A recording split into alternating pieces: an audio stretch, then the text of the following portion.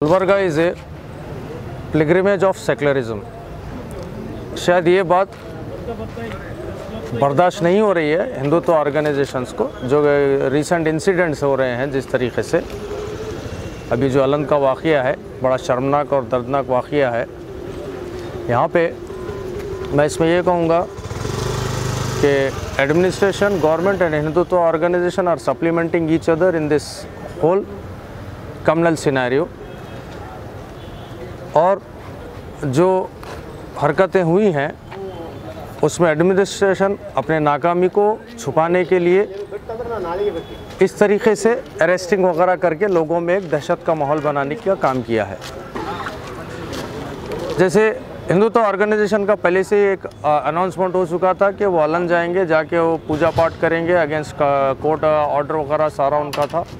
तो अगर एडमिनिस्ट्रेशन चाहता तो ये जो बीजेपी एमएलएज एमपीज़ वहाँ पे, मिनिस्टर जो पहुँचे या हिंदुत्व ऑर्गेनाइजेशन जो वहाँ पे पहुँचे हैं, उनको प्रिवेंटिव कस्टडी में लेकर वो वहाँ पे जो है इंसिडेंट को उस तरीके का सीवियर होने से बचाया जा सकता था। लेकिन ये काम नहीं कर सका एडमिनिस्ट्रेशन।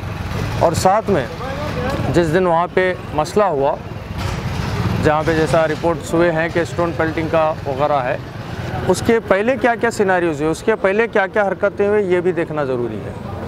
वहाँ पे तकरीबन 3-4 घंटे तक प्रोवोकेटिव स्पीचेस हुए, इंस्टिगेशन, हेट स्पीचेस और हेट स्लोगन्स, ये सारी चीज़ें होते रहे। और एडमिनिस्ट्रेशन जो है एज स्पेक्टेटर देखता रहा वहाँ पे, उसको रोक नहीं सका। तो ये सारी चीज़ें जो हैं जब देख रहे हैं, पब्लिक देख रही थी कि भाई एडमिनिस्ट्रेशन कहीं ना कहीं से कि इस मामले में नाकाम हो रहा है, तो whoever they came out on the streets, it is only for the self protection purpose। और उसके बाद जैसा स्टोन पेल्टिंग वगैरह का जो एक सिनेरियो हुआ है, इसकी भी जिम्मेदार ये एडमिनिस्ट्रेशन है।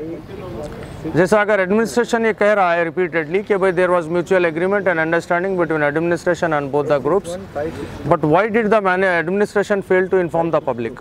सवाल ये है कि भाई एडमिनिस्ट्रेशन क्यों नहीं ऐलान कर सका कि भाई 10 दिन पहले या 8 दिन पहले जो है एक म्यूचुअली अंडरस्टैंडिंग हो चुकी है दोनों ग्रुप्स में, and it will be everything peaceful and systematically होगा, पीसफुली होगा, एम्बिकेबली होगा। ये सारा ऐलान किया जा सकता था।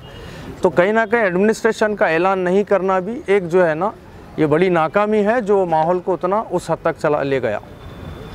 अब हमारा जो है काफ़ी मल्टीपल ऑर्गेनाइजेशन है, दलित ऑर्गेनाइजेशन है, प्रोग्रेसिव ऑर्गेनाइजेशन है, और इसमें सीपीआई सीपीएम के मेंबर्स भी रहेंगे। कल हम जगत सर्कल पे बाबा साहब अम्बेडकर मूर्ति के पास धरना बैठ रहे हैं अलंद इशू के ऊपर। और ये धरने के मेन मकसद या डिमांड जो है, फ़ौरन जो अरेस्टिंग हो रही है, जो 2 दिन पहले तक की हमको न्यूज़ है, वो अरेस्टिंग इमीडिएट रोकी जाए, कोई और फर्दर अरेस्ट नहीं होना चाहिए। दूसरा, जिस तरीके से मिडनाइट रेड्स हुए हैं, भले एडमिनिस्ट्रेशन बोल रहा है कि they started arresting at early morning around 5 AM, and I can clearly give them the evidence that the raid has been started at around midnight. I have the video evidences. I have spoken to multiple humans in Alan, so I can submit them all the video evidences to counter their statements and whatever the statement they have given on it.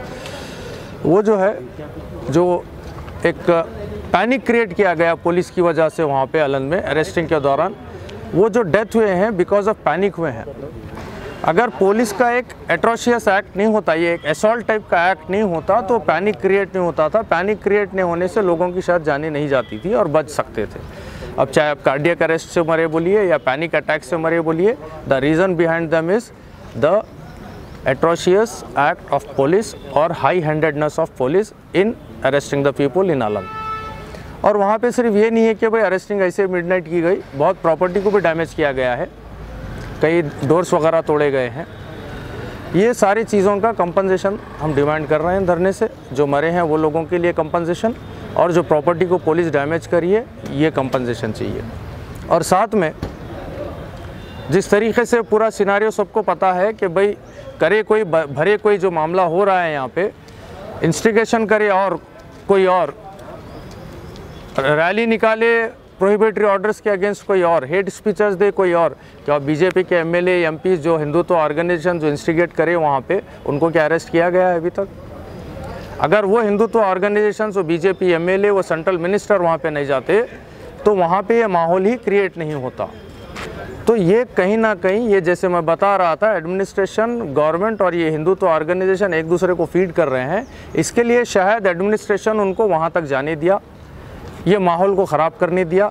नहीं तो ये सारे लोगों को preventive custody लेकर गुलबर्गा में ही रोका जा सकता था, या इनको इनके ही घर पे हाउस अरेस्ट करके रखा जाता था, और ये माहौल को पीस डिस्टर्ब होने से, माहौल इतना ख़राब होने से रोका जा सकता था, जो एडमिनिस्ट्रेशन नहीं कर पाया है।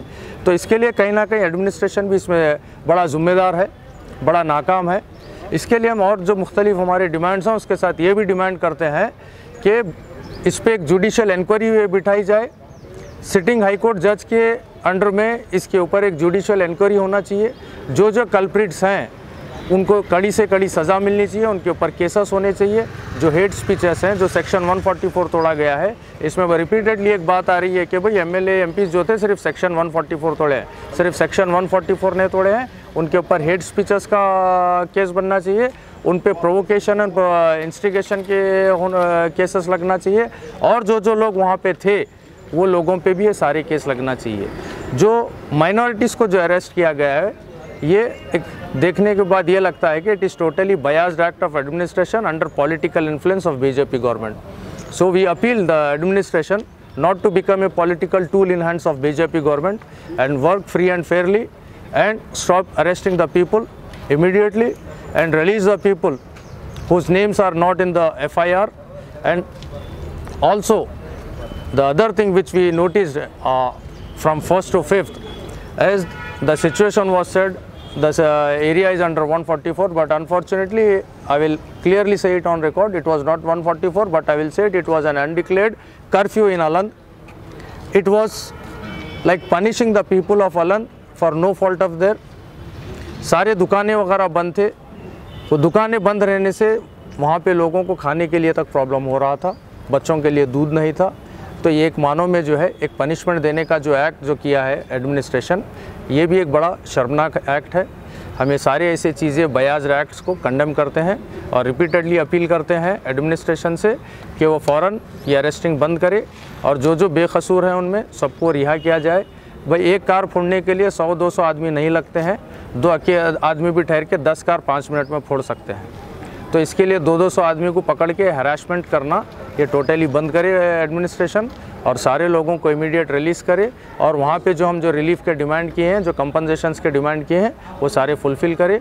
और जो लोगों को अरेस्ट नहीं किया गया, 144 तोड़ने वालों को, हेट स्पीचेस देने वालों को, कम्युनल इंस्टिगेशन करने वालों को, जो सेकुलर हार्मनी को तोड़ने की हरकत करे हैं, जो रिलीजियस सेंटिमेंट्स को हर्ट करने की हरकत करें, ये लोगों को जब तक अरेस्ट नहीं किया जाता, हम लोग कल से बाबा साहब अम्बेडकर मूर्ति के पास जगत सर्कल पे धरना बैठ रहे हैं। Thank you. जय हिंद।